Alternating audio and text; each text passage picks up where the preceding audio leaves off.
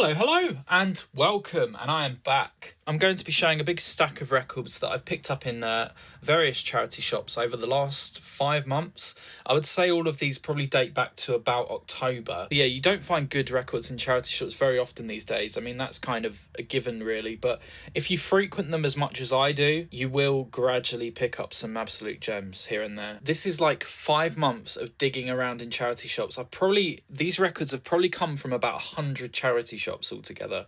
You know, that's how many I've had to go to over that long a period of time. But I think it's paid off pretty well because I think there's some damn good music here. So I thought we'd start things off with an absolute belter, and this is Dangerous by Michael Jackson. I got this just a few weeks ago. It was kind of spooky because the night before I went out to go to charity shops, I was looking at this album online. I was looking at the red vinyl variant of it, kind of considering getting it, you know. I've already got several copies of the Quincy Jones trilogy, that flawless trilogy of albums. And I was kind of considering getting this one. Like, it's still pretty good, but I wasn't sure if I wanted to spend like £35 on it, you know. But then literally the following morning, I went out to a charity shop and they had this for 50p, and it's like perfect as well. It was in its original shrink wrap with the original HMV price sticker on there, which I was managed to successfully relocate to this outer sleeve, which I've given it. But this is like a near mint condition, so it's probably my finest charity shop record find of all time. There have been 2 or 3 other really good ones, but I think this might actually be the best one. So in terms of the content of this album, I think there are some brilliant singles, Remember the Time, Heal the World, Black or White, but a lot of the songs lack a bit of that kind of sweet melodic substance which was so prevalent on the Quincy trilogy. Songs like Why You Want to Trip on Me, they just don't have the iconic melodies that Michael Jackson was known for, and they still got really good production and Michael doing his thing, and it's great to have, but they're slightly lacking, But I listened to Black or White on this copy the other day, and it just blew my mind. It sounded fabulous. Really, really beautiful album cover. The next one I got was Jump Around by The House of Pain. This is one of those songs that I've known about since I was really little. My parents had this CD compilation called The Greatest TV Adverts, which was like a huge 2-disc compilation of like songs that have been famously used in television adverts, back when television adverts were actually good. Nothing like the brain rot that we know today. But this was on there, and when I listen to that compilation now, it kind of plays out as like a greatest hits of my personal favourite songs of all time. It's funny how a lot of the music that you resonate with the most and that you get influenced by is the stuff that you heard, like your earliest memories with music. But this is really cool. You get 2 remixes on there. This is a 2004 reissue because the original was on XL, which this is not. But yeah, really fun 12-inch single to find. The next one I found was James Brown live at the Apollo. This is like a warm hug, this album. It's got such an intimate, warm live sound. You can hear individual voices of audience members and things like that. And of course, it's one of the most iconic, famous, live albums of all time. I find it's a bit of a butchering of the album cover. We all know this brilliant album cover. We've all seen that before, but this is this very bizarre 70s reissue of the album with this very 70s kind of slightly tacky decoration around it. Although personally, I actually really quite like that. So yeah, really good to find that one in a charity shop. It was funny, I picked this up and then I went and visited my friend who was working in a shop near to where I bought this, and he said, oh, you do know that James Brown visited our local town once? And that kind of blew my mind. Apparently he had like another famous friend living around these parts, and he went into some of the charity shops and started buying loads of women's dresses and things like that. Very peculiar. Apparently it was for his wife or something, but to hear that was just kind of blew my mind. It was like two completely separate universes like clashing together. The next record I got is a really nice one. This was the Folk Festival of the Blues from 1963, I believe. This was really great to find, as I don't really own any blues. It's one of those genres which I just don't have anything of, apart from like your sort of white man copycat blues artists, you know, Led Zeppelin, White Stripes, incorporating the blues into their music. So this album essentially consists of a radio broadcast of a bunch of live performances at a festival featuring some of the finest bluesmen in history at the peak of their careers. It's a legendary live album, mainly fronted by Muddy Waters, but also featuring, you know, the likes of Howling Wolf, Buddy Guy, all these great bluesmen from their day. The sound quality on this is pretty rough, but that's kind of to be expected. You know, it's a radio broadcast from 1963 on a record pressed in 1963. But with all that considered, it's actually got a really nice, rich sound to it. So yeah, it's a gritty, rough sound, but kind of sounds cool. You don't want the blues to sound like slick and modern, do you? You know. Another one that I picked up the same time of that was The Blues Volume 2. Unrelated to that one. This is from like another series. Yeah, this one isn't quite so lo-fi. It's more like studio recordings and things. It does what it says on the tin, you know. Featuring the likes of Chuck Berry, Bo Diddley, Muddy Waters, Howlin' Wolf, all the usual guys. You know what you're getting into here. It was funny. I was around my friend's house, and my friend is a big like blues fan, and he had a bit of Muddy Waters on. We were just having some random conversation, and I just kept grinning because it was reminding me of that famous scene in Family Guy, the one where he's in the toilet. Oh, I think I'm about to pass a kidney stone.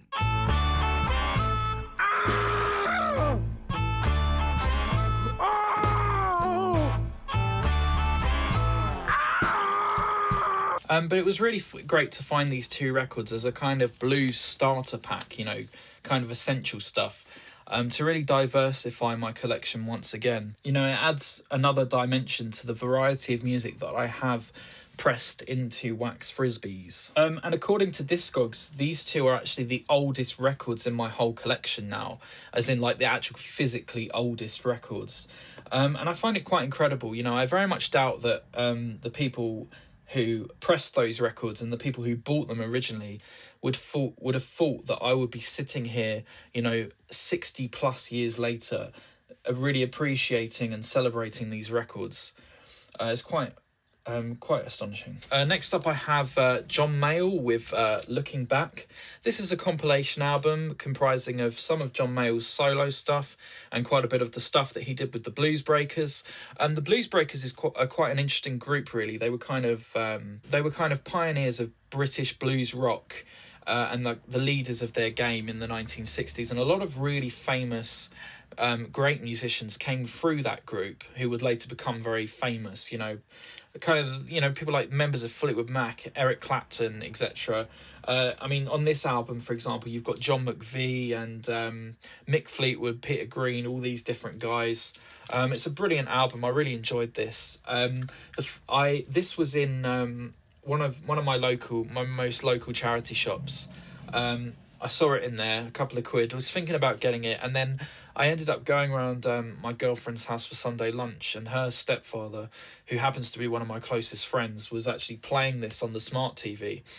He likes to, you know, play, you know, a lot of the old 60s stuff when, you know, we're meeting up and things. You know, having seen this like the day before, I was like, oh, is that any good? And he was saying how brilliant it was, so I literally ran back to the shop the next day to pick it up.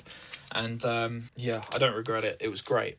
Really great. Next up we have a bit of Eric Clapton, album called Backless. It's got a nice fake sort of leather design on the sleeve there.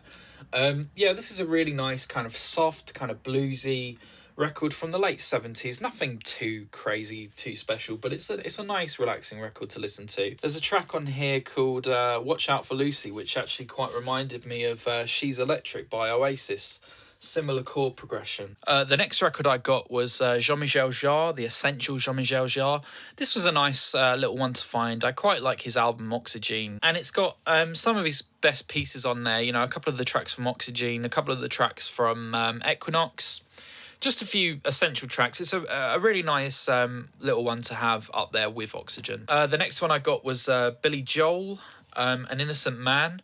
Let's face it, the reason I bought this was because of Uptown Girl, which is one of those really bright, bubbly kind of marching pop songs, which I've always loved. And I've divorced the Westlife version of the song since I was a little kid, and now I'm full on Billy Joel. Wasn't sure if the rest of the album would be good, but it turns out it's actually a really, really pleasant album. Really enjoyed it. So next up, I've got 4 greatest hits albums in true charity shop fashion. Got to get some greatest hits albums. But it just so happens that their greatest hits albums are 4 of the finest artists. So we start out with Marvin Gaye. This is a very kind of budget compilation, you know, your Telstar sort of thing, cheap pressing, you know what you're getting into. They're advertising a Michael Jackson similar one on the back there. But for a Telstar record, this sounds really good, and it's good to have some of the hits that I don't own otherwise. A nice little companion piece for my Marvin Gaye collection. You know, obviously I've got What's Going On and Let's Get It On. So this is a nice little side record to go with those. Next up, I found a Carole King greatest hits album. This is on Epic Records, and it's a really nice little vinyl package. I don't own anything by Carole King, surprisingly, even though she's one of those like legendary artists to collect on vinyl. But yeah, you're just getting sort of 12 of her most essential tracks on there. A nice little sort of collage artwork as well. I like that. I do own like a free CD set of Carole King, covering different things that she's done, you know, songs that she's written for other artists, and then some of her own hits. Next up, I found Willie Nelson's greatest hits. Apparently this is a not a promotional one, but this was for demonstration purposes. Property of CBS, not for sale. It's got a big stamp on there. This was just an upgrade for me. I already had it on CD, so really good to upgrade to vinyl for a cheap price. Can't go wrong with a bit of classic Willie Nelson. I think everybody needs a bit of Willie in their life, whether you're a man or a woman. Either of the two genders can enjoy this great stuff. Next one I found was the Bee Gees' greatest. Got a really nice texture to the sleeve here. Bit of a it's almost got like a little 3D effect to it. I'm a big fan of the Bee Gees. Always been a big fan of the unique vocal styles of Barry Gibb. You know, I even covered Tragedy on my debut record. Nice triple gatefold here. This guy's trying to look sexy, but I don't think it's possible to look sexy if you're a Bee Gee. You know what I mean? Next one I found was ZZ Top Eliminator. Surprisingly in quite nice condition, actually. I still have yet to listen to this one. But it comes with a nice polyline sleeve, which is always good to see. So the next 4 records was a really nice experience buying them. Me and my girlfriend had just been to a cat cafe to celebrate my birthday. It's like an actual like cafe where you sit around and, you know, they serve you food, but there's like 20 cats living there and you can interact with the cats. It was a really nice experience. So I was already having a nice day from that. But we ended up moving on to another town because her mum was going to pick us up. And of course, we had 20 minutes to kill, so we went in some charity shops, as you always do. I don't think it's possible for me to walk past the charity shop without at least trying to go in there somehow. It's like a magnet. It's like I just have to gravitate towards the charity shop. And I started looking through the record piles, and it was all shit, all rubbish. And then one of the woman who was like manning the shop, she was on the till and she was just going through donations, and she grabbed like a small pile of records and put them in the crate as I was looking through, just like right next to me. And I had a little glance over, no one else was in the shop, and I realised, hang on a minute, they're actually good. So I looked through them, and it turns out I wanted all 4 of them. So I went up to the woman and I said, how much for the records?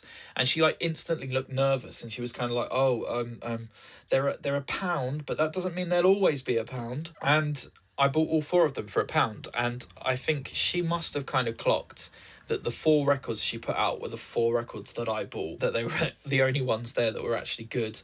They're not valuable records. They're probably only worth like £5 each. So the shop, you know, could have charged like £2-3 for them. But, you know, I was lucky to just get in there, first come, first serve. I'm sure someone else would have snapped them up, and had I not, you know, they would have gone within a day probably if I hadn't got them. So, enough waffling on, and I'm going to show the records. So, first of all, I got 3 records by 10cc. Now, if you know anything about me, I absolutely adore 10cc.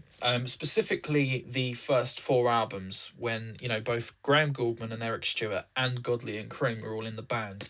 I thought the chemistry between those four guys together was just magical. And they managed to do some exceptional work there. But unfortunately, you know, the band was split in half at a certain point, you know, just due to circumstances of the time, I suppose, and also creative differences. And they started releasing records without Godley and Cream, and then those two guys went on to become a duo in their own right. And this is the first album from after the split, and it's their fifth album. And in a way, this is actually still a classic 10cc album. It's basically just a really strong 70s pop record, late 70s pop record. There's a lot of good songs on here. You know, things like The Things We Do for Love is just really catchy. You know, I could almost imagine that song being on the Grease soundtrack or something.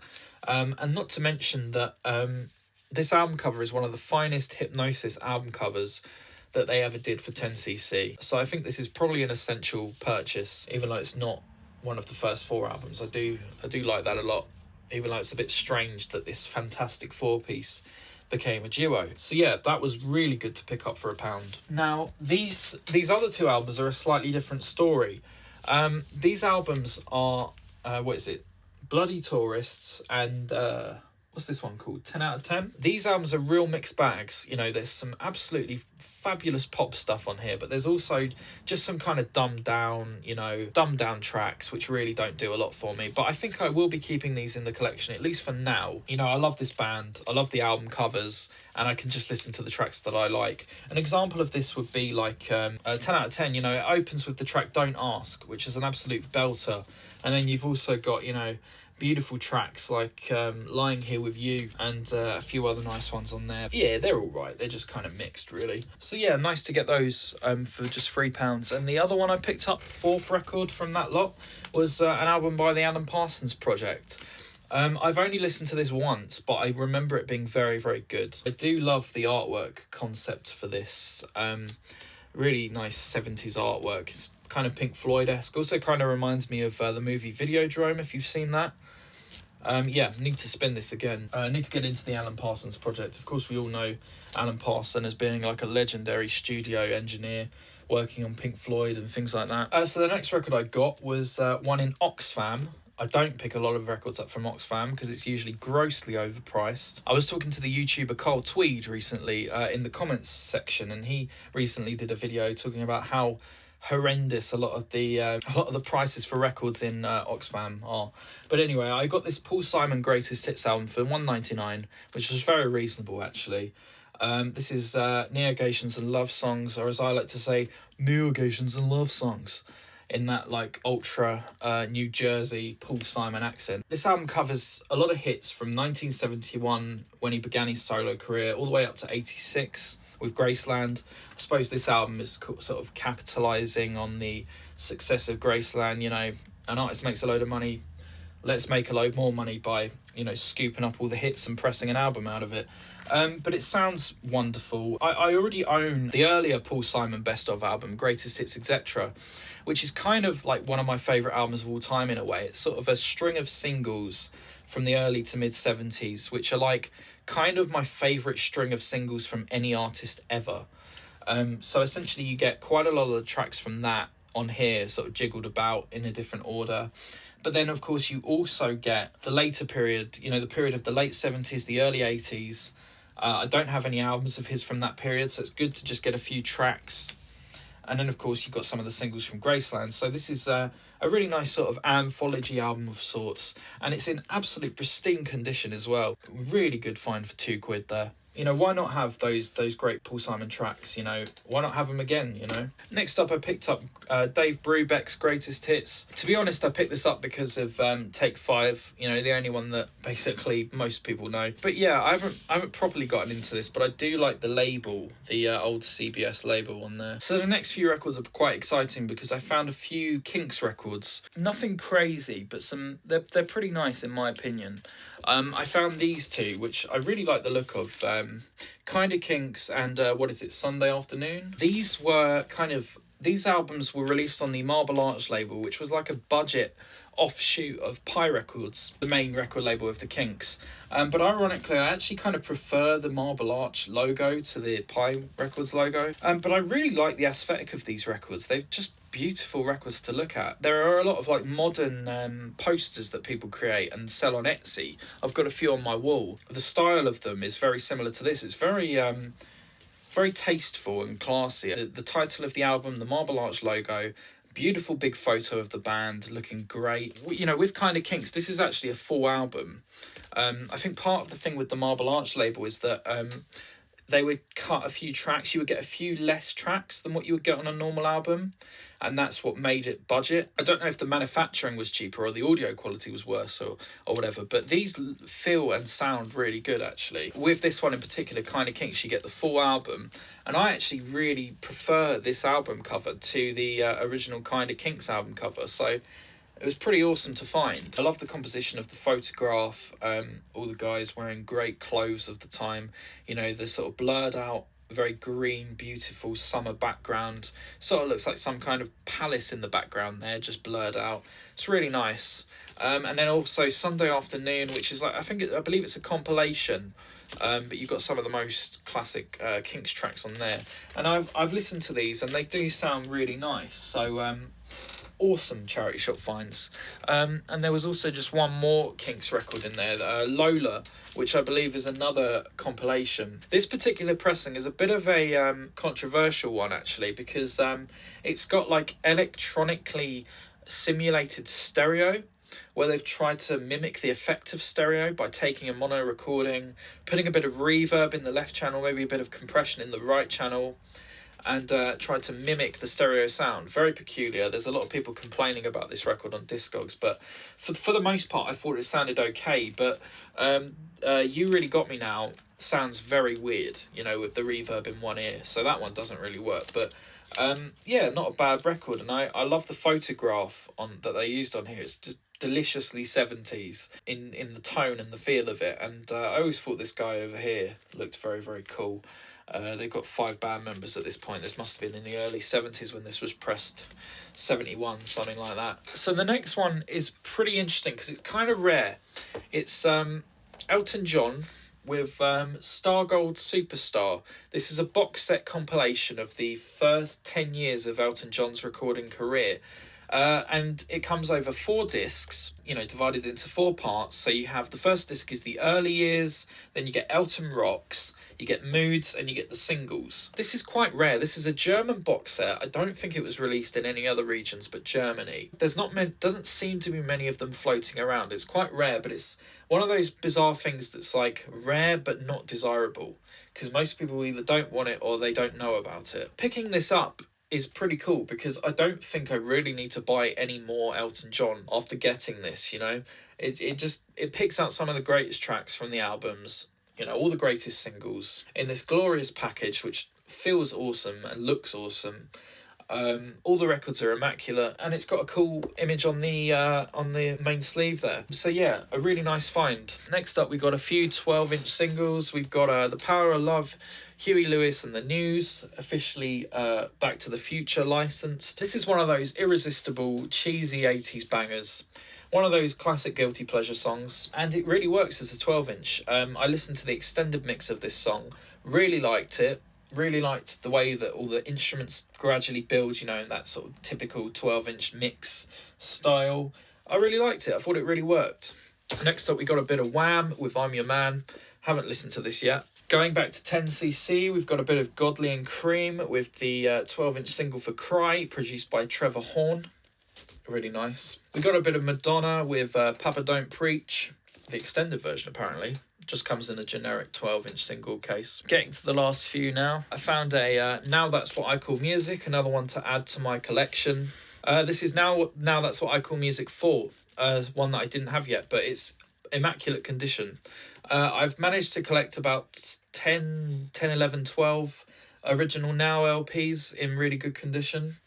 But I didn't have this one, so lucky find. Quite a few good hits on this one, actually. You know, Ray Parker Jr. with the Ghostbusters theme. A bit of UB40, Level 42, Eurythmics, Rockwell, Somebody's Watching Me, another one of the greatest spooky songs of all time, a bit of Elton, Thompson Twins, Heaven 17, quite a few good hits. And finally, I picked up a live Elvis record. This is Elvis on stage. This is from about 1970. Quite a nice album. He does some soul stuff on here. He does Sweet Caroline. Yesterday by the Beatles, quite a nice rendition of that. Not a bad little live record, actually, really nice. I can add this to my Elvis Best of RCA records. I also picked up this other Elvis live album, recorded live on stage in Memphis. I got this one a few months ago, I've already shown this. So those two are really nice to go together. So that's it, thanks a lot for watching. I think I've gotten some pretty nice music there. Me and my friend Asa keep saying we have this little rhyme. It's some people will never understand the thrill of the charity shop still. It's kind of a shame because it is like the greatest thrill. You know, like my friend Matthew, for example, won't buy a record unless it costs 35 quid, which is just madness to me. You know, you can get good music for cheap if you frequent the shops and spend a lot of time in charity shops as I do. So thanks a lot. Bye bye.